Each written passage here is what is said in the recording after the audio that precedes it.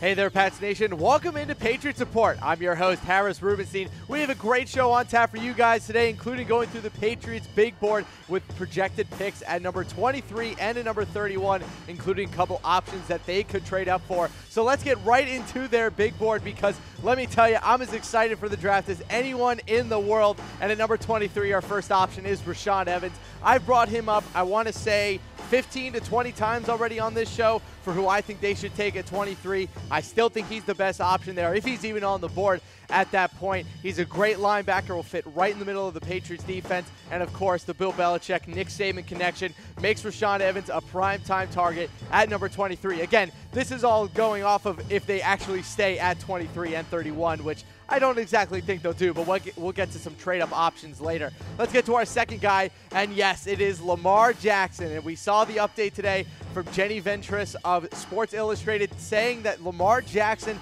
had two separate private visits with the New England Patriots, one of them down in South Florida with Josh McDaniels, and one of them up in Foxborough. I think they love this kid. I really think that they could see him as the future of this offense, but that is only if he is on the board. I'm not 100% sure if they are going to trade up to get him, but if he's available at 23, they are for sure going to take him. Let's get to our next guy, and that's Leighton Vander Esch. I don't think this guy is going to be on the board, but the Patriots brought him in for a private visit, and they also have a big need at linebacker. He's not exactly the mold of linebacker they usually go for. Usually they like to go for a little bit more technique-based linebackers with a little bit more, a fundamental base instead of an athletic base. Leighton Vander Esch is definitely more of an athlete than he is a full-time NFL football player, but at the same time, we're going to see how Leighton Vander Esch comes out in terms of his career. I don't think he's a great fit with the Patriots defense, though. Let's get to our next guy, and that's Maurice Hurst. You might be asking yourself,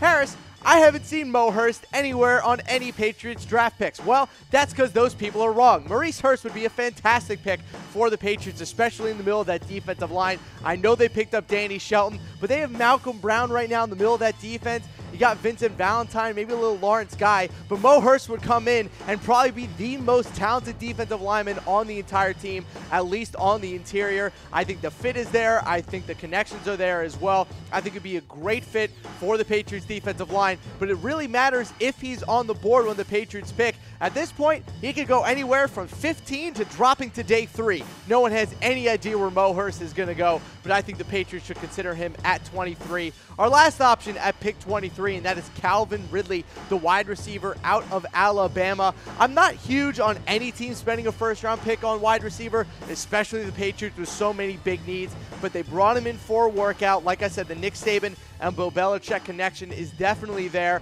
Ridley does fill a lot of what they like in terms of a wide receiver coming out of the draft, but I just don't know if the Patriots are going to want to spend first-round draft capital on a wide receiver that has a little bit of an age issue, as well as not really having a fantastic skill set outside of his route running ability. So we'll see if Calvin Ridley's even on the board at 23, but if he is, I think you'll hear some rumors about the Patriots maybe looking at him. So let's go over the 5 options I have at pick 23. We got Rashaan Evans, the linebacker out of Alabama, who will be a fantastic fit in the middle of the defense, and also my pick for who they should take at 23. We have Lamar Jackson because at this point, there's way too much smoke for there to not be some actual fire in terms of the Patriots' overall interest. Our third guy, Leighton Vander Esch, the linebacker out of Boise. Like I said, I don't know if he's going to be on the board. I think the Cowboys might take him if he's on the board when they pick. But if he's there at 23, the Patriots are going to look to maybe acquire a lot of value in taking Leighton Vander Esch. Our fourth guy, a guy you probably haven't heard, at least mocked to the Patriots in recent memory, is Maurice Hurst, who I still think would be a great pick at 23 if you're able to get him. I'm not concerned with the heart issues. I think he'd be a great fit in the Patriots defensive line. And our last guy is Calvin Ridley, the wide receiver out of Alabama. The Nick Saban Bill Belichick connection is there. I don't know if the Patriots want to spend a first-round pick on a wide receiver. They haven't spent a first-round pick on a skill position player since Lawrence Maroney, and you guys already know how I feel about Lawrence Maroney, so I don't think it's going to happen. But we have a reaction poll for you guys. Who should the Patriots take at pick number 23? Give me a heart for Rashaan Evans, a like for Lamar Jackson, a laughing face for Leighton Vander Esch. That's LVE, by the way, Leighton Vander Esch. You'll start seeing that acronym everywhere. And then Calvin Ridley, give me a wow face. I still think it's Rashaan Evans. I'm throwing up that heart. They got to get a linebacker in the middle of this defense, and he looks to be the perfect fit. Let's get into a couple options at pick number 31, and we start with Kolton Miller. He started 23 games at UCLA. He's a right tackle. He's a great player. I think he could slot in either spot at either left or right tackle, depending on what they do with Marcus Cannon. He's got some work to do, but I still think he could be a great tackle in the NFL. Let's go to our next guy, and that's Mason Rudolph. I'm not a huge fan of his. I don't think he's going to be a great NFL quarterback at all. In fact, I think he's wildly overrated and has a long future as a backup quarterback in the NFL. But he's been mocked to the Patriots multiple times, so I figured I'd include him here at 31. He's got a lot of big plays. He started 3 years at Oklahoma State. He's actually in Dallas right now, a friend of the company, Mason Rudolph, but I still don't think the Patriots are going to take him. He just doesn't seem to be the mold of quarterback they usually go for. Let's go to our next guy, and that's Jaire Alexander, a guy who I haven't brought up on the program before, but if the Patriots are looking to go corner in the draft, I think Alexander will be on the board. I think he's a great fit for their defense as well. You can look at kind of the mold that they draft their cornerbacks out of, whether it's a Cyrus Jones or Devin McCourty when they come out, and that certain level of athleticism that they like out of their corners, and Jaire Alexander brings that as well. His three-cone drill at the Combine was pretty great, and we know the Patriots love the three-cone drill with corners. Let's get into our next guy, and that's Justin Reid, the safety out of Stanford. Now, I think this would be a little bit of a reach. I think he's more of a second-round pick than he is a first-round pick, but this is pick 31. You can take a little bit of a reach if you see the value and you like the player. They brought Justin Reid in for a visit. They had a workout with him at the Combine and a private interview, so they have a lot of interest with him. They like that Stanford program. They've drafted a couple players from David Shaw's program over the past couple years, including Cameron Fleming, who is now a part of the Dallas Cowboys, but they like that program, and I think Justin Reid would be a nice Duron Harmon kind of player that they would fill in whenever he either gets injured or when he needs a little bit of a break. I like Justin Reid. Let's get to our next guy, and that's Taven Bryan, the defensive tackle out of Florida. This one I'm not as confident in because A, I don't think he's going to be on the board. B, I'm not too crazy about how he fits on the Patriots defensive line, but what I can't deny is that if he's on the board at 31, that is some tremendous value that the Patriots could take advantage of, and we know that the only way that Bill Belichick has ever drafted is based purely off of value. That's just how he goes. That's how they've drafted for a decade plus now, strictly value. If Taven Bryan is on the board at 31, you can bet that they're going to look into maybe picking him there. Let's go over my 5 guys. We have Kolton Miller, the tackle from UCLA, who could slot in at either left or right, depending on what they do with Marcus Cannon. We have quarterback Mason Rudolph from Oklahoma State. I'm not crazy about him, but if the Patriots like him and his overall skill set, they're definitely going to grab a quarterback in this draft, and Mason Rudolph might be that guy. Our next one is Jaire Alexander, the cornerback out of Louisville. Great athlete, good cover corner on the outside, fits the athletic mold of what the Patriots like out of their corners. The real question is, are they going to spend another first-round pick on a corner? I certainly don't think so. Let's go to our next guy. That's Justin Reid, the safety out of Stanford.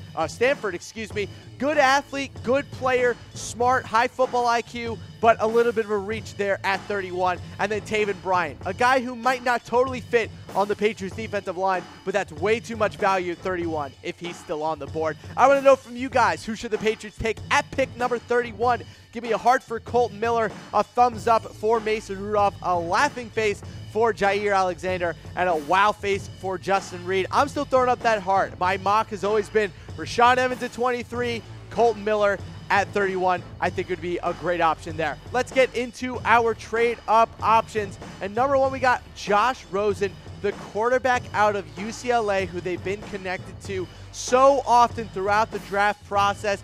We're not really sure what the Patriots are going to do at quarterback, but they've made it very, very clear that they want to take a quarterback in this draft. And I think that Rosen would have to be a guy that they move up for. We've seen him drop out of the top 10 in a lot of mock drafts. He picked up at 12 by the Bills or 11 by the Dolphins. There are a lot of different places that Josh Rosen could go. But if he's on the board at 9, when the San Francisco 49ers make their pick, you will hear rumblings of the Patriots wanting to move up to that pick and maybe take Josh Rosen. There's been a lot of buzz around Rosen to the Patriots. I think it's legitimate. We'll see if he's on the board when the Patriots could maybe trade up for him. Let's get into our next guy, and that's Roquan Smith. I might be the only guy in Patriots media that's been connecting these two together so strongly, and to be totally honest, I'm super surprised that a lot of other people aren't picking this up. They love his style of linebacker. Great sideline-to-sideline ability. He's fast. He's smart. He's a great tackler. He has high level of fundamentals as well, and he can also rush the passer when you need him to.